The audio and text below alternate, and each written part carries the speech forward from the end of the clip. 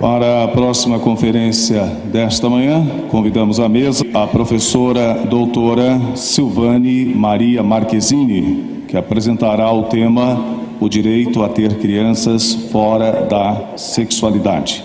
Livro que eu estou lançando hoje com muita honra aqui dentro do tribunal. Já está publicado também na França.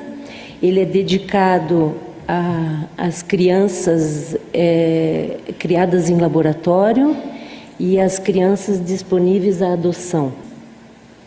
A procriação medicalmente assistida separa o sexual da procriação e força o direito a mudar a noção de filiação e parentesco, saindo da genealogia baseada nos dois sexos naturais e nas referências geracionais. Desembocamos, então, nas questões da continuidade da espécie, da transformação da linguagem e, obrigatoriamente, na questão da adoção de crianças.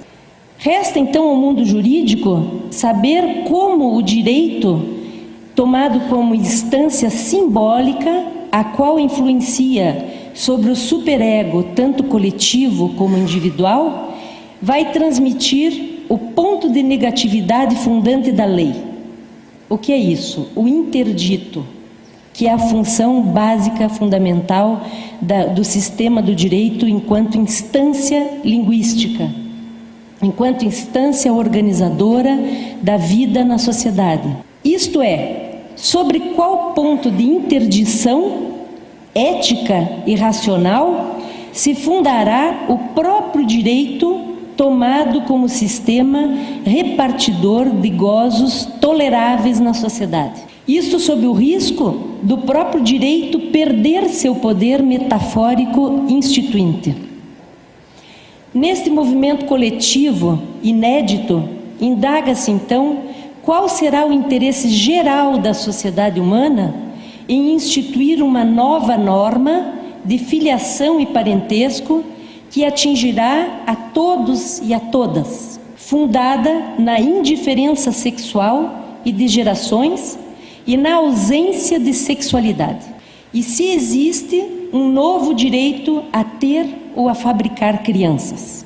Na França, apesar da nova lei 2013-404, ter aberto a possibilidade de casamento para as pessoas do mesmo sexo, mesmo a contrassenso da grande maioria da população tradicionalista, ainda não é permitido, em tais casos, a procriação humana assistida. Igualmente, o recurso à gestação substitutiva, vulgarmente falado no Brasil, mãe de aluguel, esse recurso é estritamente proibido mesmo para casais heterossexuais franceses, caracterizando um delito passível de prisão e de multa. Existe um projeto de lei sério, de muita discussão no âmbito jurídico francês, prevendo tipo penal, buscando evitar a mercantilização, a objetalização do corpo humano. Os juristas mais conservadores não aceitam a determinação de uma solução para a questão de estado civil de pessoa através de circular. Eles são muito diferentes do que a justiça brasileira, do que está acontecendo no Brasil, onde as corregedorias do Poder Judiciário determinam o registro de crianças nascidas de procriação assistida, agora, mesmo sem a exigência de toda a documentação e de toda a averiguação pelo Ministério Público das condições em que foram criadas as crianças em laboratório e das condições dos casais homoafetivos. Eles citam, criticando com muito tradicionalismo, com muito rigor judiciário, fundamentados em princípios de direito, os exemplos daqueles que não podem pagar uma gestante substitutiva no exterior. porque os franceses, a mulher francesa não aluga útero, né? Eles vão alugar útero em países em desenvolvimento ou subdesenvolvidos. Citam também a fragilidade das crianças a nascer, porque está se fabricando um ser e esse ser vai ter questões sobre a razão de viver, por que é que vieram para a vida.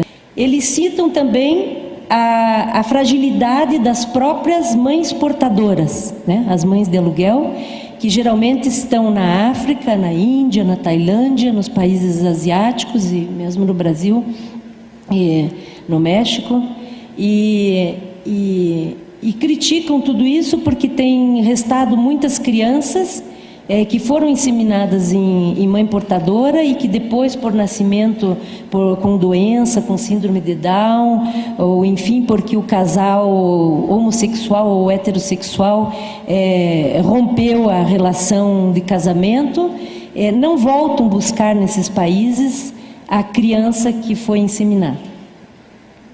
Então a questão é realmente complexa. O caso mais paradigmático é de Gami, que é uma jovem portadora de síndrome de Down, nascida de gestação substitutiva, de mãe de aluguel. Na França chama-se GPA, Gestation par autrui, é uma gestação por outra mulher. Chama-se mãe portadora, aquela que carrega a criança no ventre, mas não é a mãe de sangue, a mãe genética. Ela foi abandonada, já é grande, ela foi abandonada na Tailândia porque o casal não quis mais.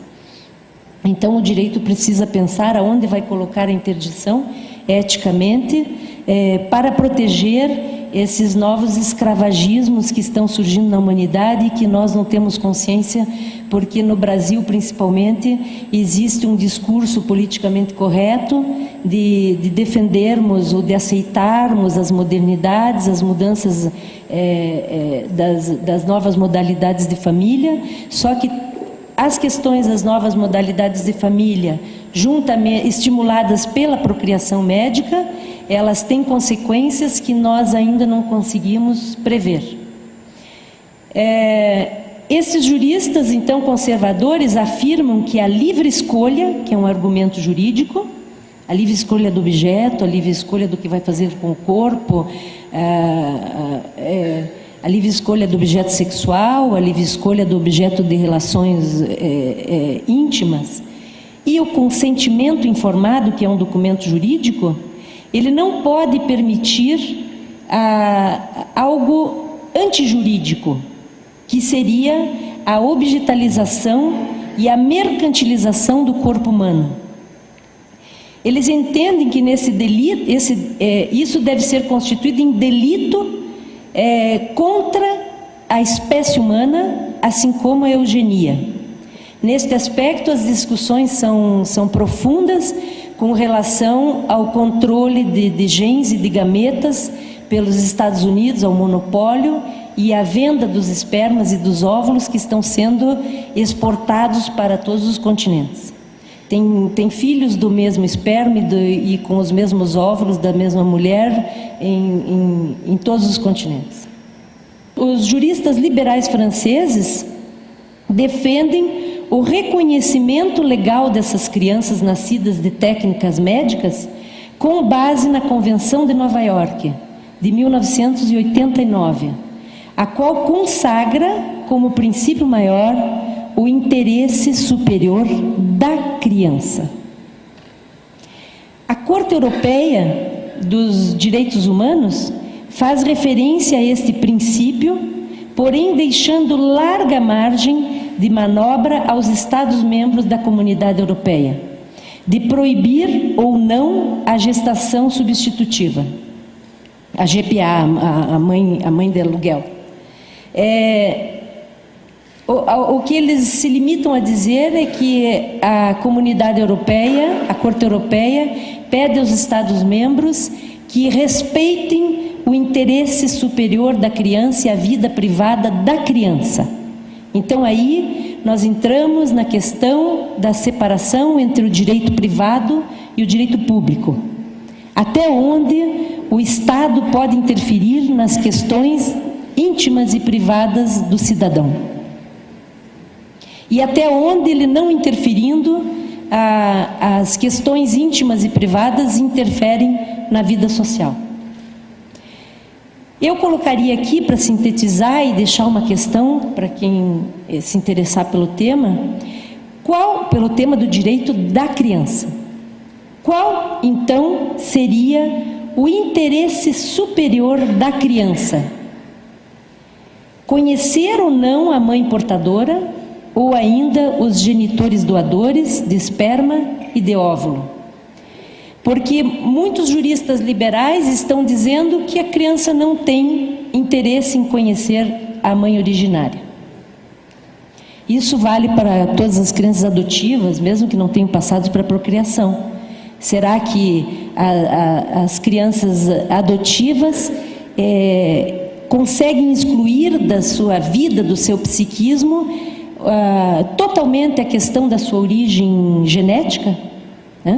Porque elas trazem consigo toda uma riqueza genética, espiritual, enfim, antropológica da sua descendência genética.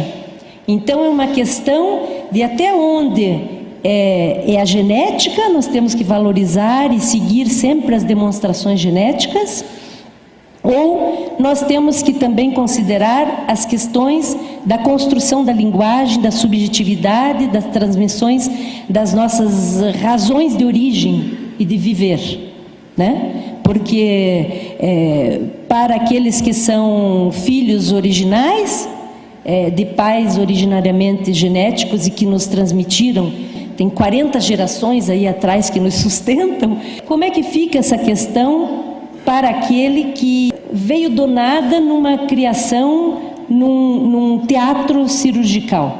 Eu questiono se eu tendo vindo da área jurídica, se os juízes, se os jurisconsultos, se os promotores teriam ou têm já base suficiente, ou teriam que ter humildade para buscar outros conhecimentos para poder questionar o que é o interesse superior da criança. Porque todas as questões do direito da criança estão sendo analisadas a partir dos interesses dos adultos, ou pelo menos de como o adulto pensa a questão, ou aquilo que falta para o adulto. Nesse tema, o caso mais paradigmático na França é o caso da família Menesson. A família Menesson trata-se de um casal heterossexual que fez a procriação médica assistida através de mãe substitutiva nos Estados Unidos, porque na França é proibido, mesmo para os heterossexuais, como já dissemos. E no ano 2000 nasceram as gêmeas Menesson, da inseminação de um óvulo de uma amiga do casal e com o esperma do senhor Menesson. E nos Estados Unidos, esse embrião foi portado por uma mãe de aluguel de ventre californiana. As crianças, as meninas nasceram, elas são chamadas de fantasmas da República, porque até agora elas estão com 15 anos, elas ainda não obtiveram o registro no Estado Civil e nem o reconhecimento da filiação, porque a França, o direito francês discute, tem dúvidas quem é a mãe das duas crianças. Se a amiga do casal que doou o óvulo, se a mãe substitutiva portadora, ou se a mãe que cria, a mãe de intenção, que é a senhora Menesson. E foi baixada uma circular pela ministra da Justiça, Madame Taubira, determinando ao Poder Judiciário, através de circular, de registrar, de conceder pelo menos a nacionalidade para 4 casos paradigmáticos como o da família Menesson. Porque essas crianças têm problemas com os documentos na escola, tem, enfim, problemas de direitos previdenciários, problemas de sucessão na França, vão ter a hora que tiverem direito hereditário, enfim, tem uma consequência enorme, todas essas questões de genealogia. Existe ou não o direito a ter criança? A filiação e o parentesco têm sido, desde o início dos tempos, algo natural e cultural. Jamais existiu um direito a ter criança. Mesmo porque, a partir do momento em que esse direito for consagrado no meio jurídico, o Estado será obrigado a fornecer crianças. O argumento de violação do princípio constitucional da igualdade entre heterossexuais e homossexuais para a permissão da procriação médica é inapropriado juridicamente. Por quê? Porque para os casais heterossexuais, a procriação médica assistida é um paliativo a uma doença de esterilidade. Na França, ela não pode ser aplicada sem diagnóstico de esterilidade. A questão que precisa ser filosofada, digamos assim, é a questão da esterilidade. E se a procriação médica pode anular o real da esterilidade em todos os casos. Assim sendo, trata-se de mudar o sistema de parentesco para todos.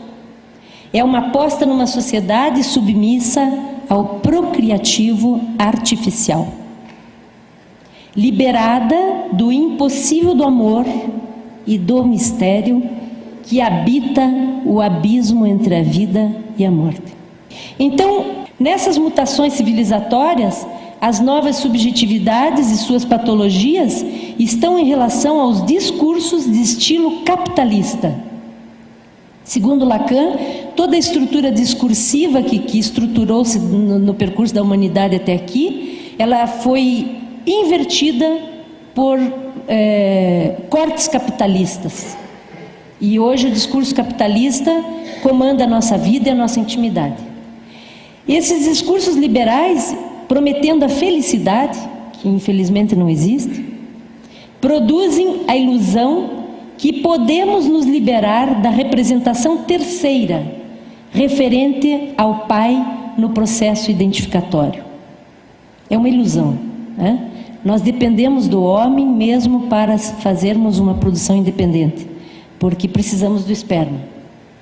Estas inversões discursivas, então, do discurso de estilo capitalista, elas produzem um imaginário de gozos plenos e de indiferença sexual.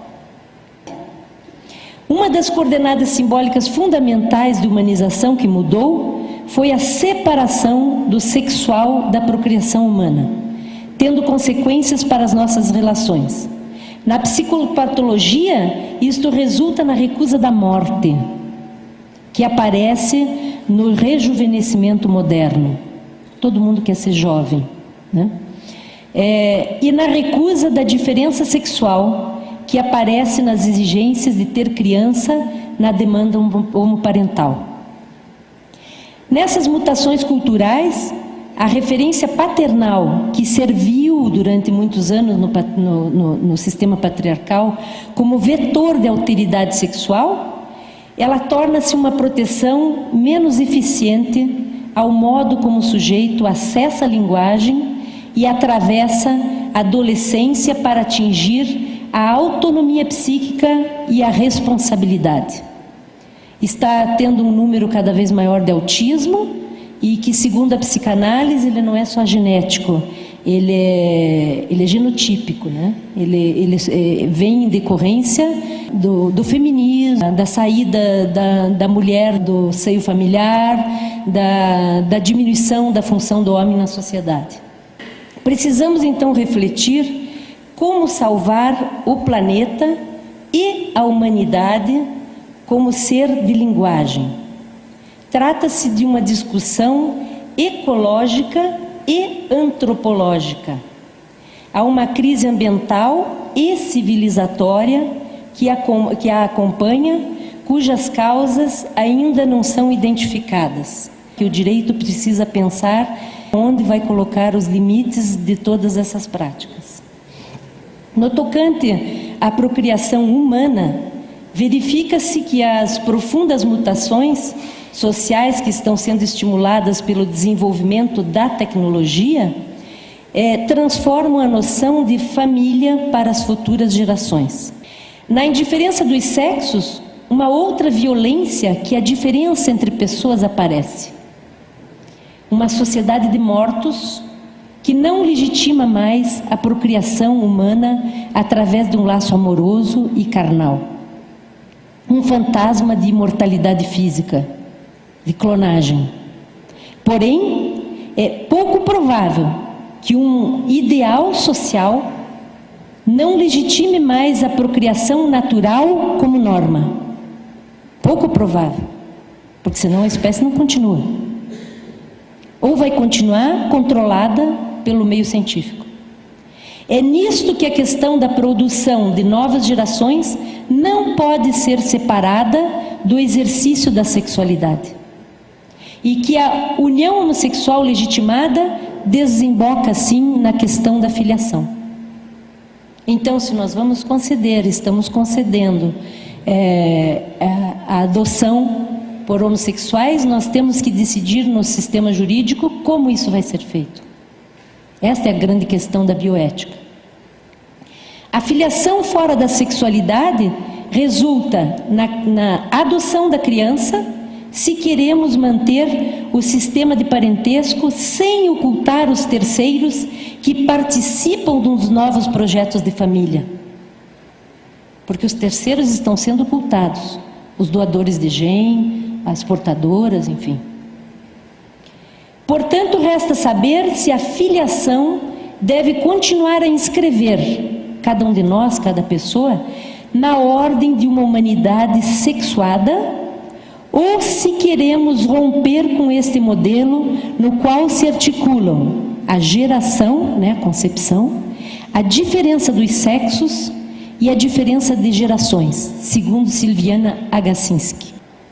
É a partir dessa tomada de posição social e jurídica também que poderemos orientar o enquadramento jurídico do laço de filiação e dos diferentes lugares que poderá ocupar cada protagonista das novas famílias. O direito terá que definir qual laço de filiação, qual nome e qual lugar ele reservará na lei jurídica ao terceiro participante desses projetos novos de família, o doador de gametas e a mãe de aluguel. Porque senão nós criamos novas minorias que são inadmissíveis, Na demanda de um direito a ter criança fora da sexualidade, as correntes de pensamentos jurídicos deverão fazer a escolha de organizar a genealogia, seja priorizando o laço da criança com suas origens primeiras, seguidas de um processo de adoção, isso é importante, ou dando prioridade desde o início ao laço da criança com os pais de intenção. O segundo modelo, que prioriza diretamente os pais de intenção, desde o início, ele tenta driblar a adoção. Ao meu ver, não é ético. Porque ele se apoia na ocultação das figuras dos terceiros e de suas funções nas relações sociojurídicas.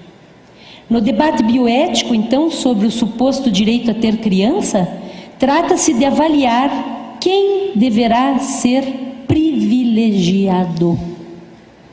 Os pais de intenção, ou os terceiros doadores de gameta, ou as gestantes substitutivas, ou a criança a nascer, ou a ser adotada, ou a sociedade, o interesse geral da sociedade de dar continuidade à espécie humana. A questão com relação ao direito da criança, então, é saber se podemos ou não privar a criança de sua filiação de origem.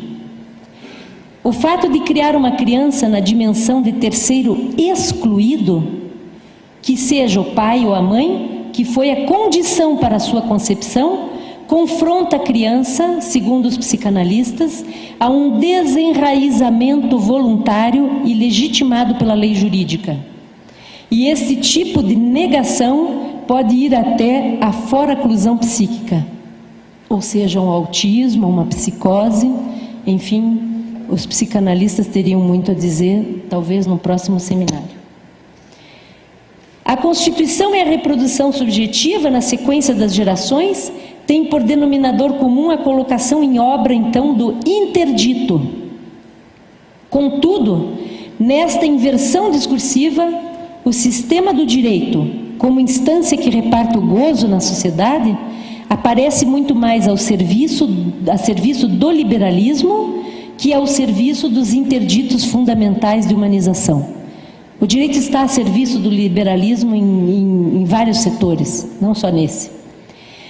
Por isso, a angústia de todos nós, aumenta num mundo onde tudo é possível, onde o direito não coloca mais o limite. A psicanálise aplicada à casuística do direito, em relação com a procriação humana e a adoção homoparental, demonstra que pode haver aí risco, sim, de desmetaforização. E, portanto, de saída do nível inconsciente da linguagem. O princípio da precaução, o princípio jurídico, então, da precaução, é indicado para fazer face aos riscos da mudança do sistema simbólico de parentesco e da filiação para todos os cidadãos. Esse sistema tem uma relação real com o outro sexo. Ou então nós vamos sair do sistema patriarcal, quem sabe voltar para dar uma passadinha, estamos dando uma passadinha no sistema matriarcal, e ao meu ver eu criei um termo que eu brinco que nós estamos indo para um sistema transarcal, onde os indivíduos e todos nós temos dificuldades com as nossas identidades. Então, a mudança normativa pode causar uma diminuição aos direitos da criança.